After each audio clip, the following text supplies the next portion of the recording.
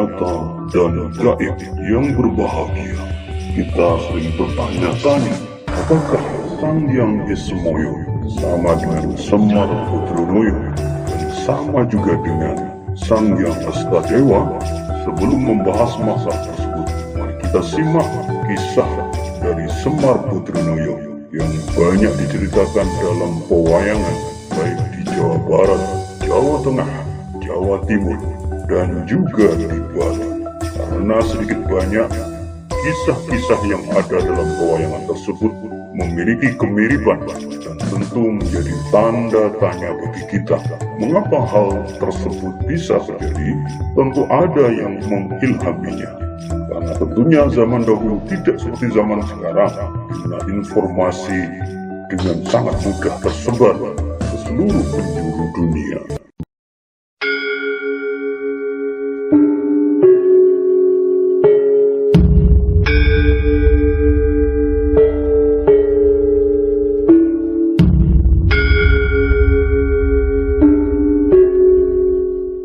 Kisah Semar mulai ditemukan dalam naskah Purwacarita yang mengisahkan Sang Hyang Tunggal mempunyai 3 orang anak, yaitu Sang Hyang Antaga dan Sang Hyang Ismoyo serta Sang Hyang Manikmoyo.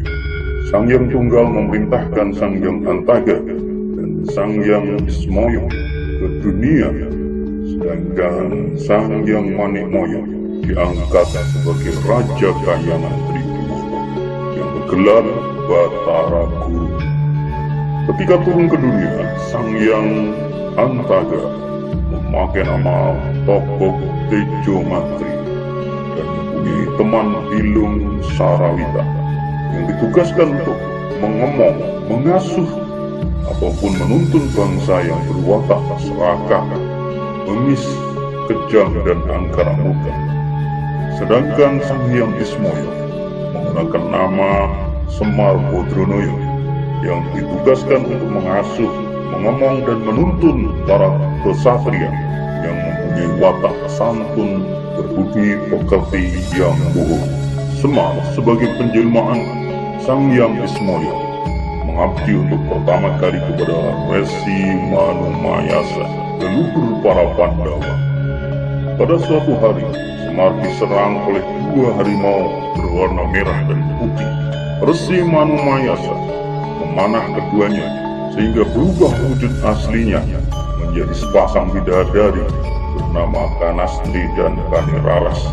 Berkat pertolongan Resi Manumayasa, kedua bidadari tersebut bebas dari kutukan yang mereka jalani. Kanistri kemudian menjadi istri Semar dan biasa dipanggil dengan sebutan Kanastreng. Sementara itu Kaniraras menjadi istri Resi Manumayasa dan namanya diganti menjadi Retnawati. Karena kakak perempuan Manumayasa juga bernama Kaniraras. Semar adalah tokoh utama Punakawan dalam pewayangan Jawa. Tokoh ini dikisahkan sebagai pengasuh dan penasihat para kesatria dalam kisah Mahabharata dan Ramayana. Walaupun sebenarnya nama Semar tidak ditemukan dalam naskah asli kedua kitab yang berbahasa Sanskerta tersebut, karena memang tokoh ini merupakan ciptaan pujangga Jawa. Tokoh Semar pertama kali ditemukan dalam karya sastra zaman Majapahit yang berjudul Sudamala. Selain dalam bentuk kakawin, kisah Sudamala juga dipahat pada relief dalam Candi Sukuh yang berangka tahun 1437 Masehi. Semar dikisahkan sebagai abdi atau hamba dari Sadewa, salah seorang keluarga Pandawa.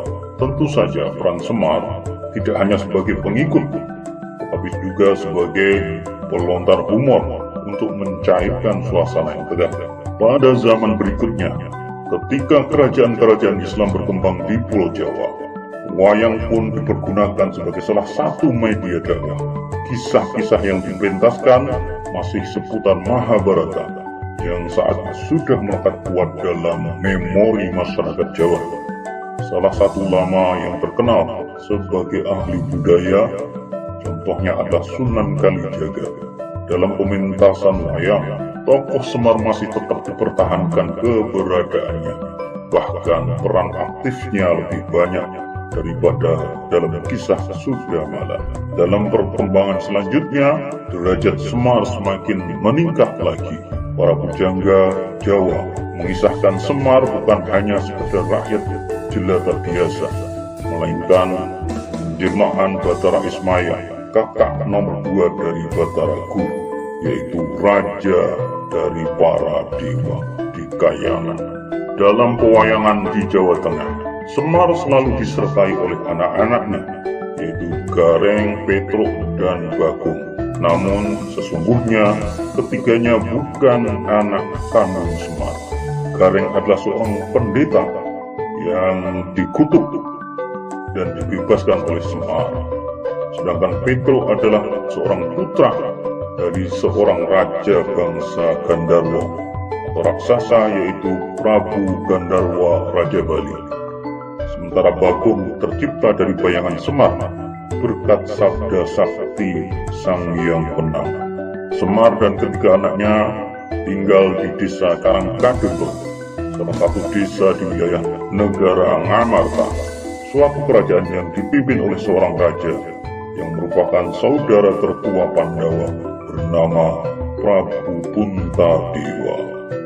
Anak yang pertama dari Semar adalah Gareng.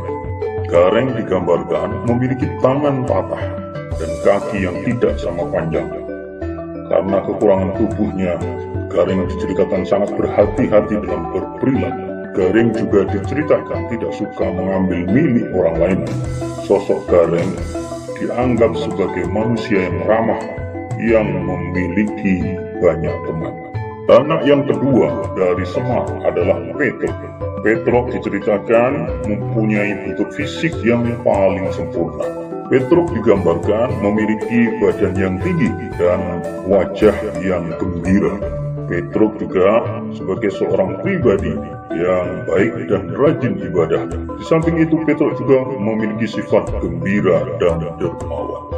Anak yang ketiga dari Semar adalah Bagong.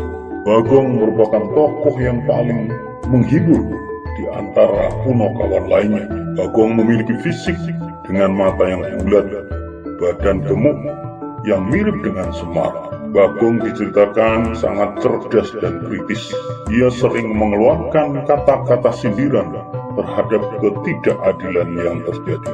Demikian sekilas tentang Semar Bodronoyo dalam kisah pewayangan di Jawa Tengah. Selanjutnya kita akan simak kisah Semar dalam pewayangan di Sunda.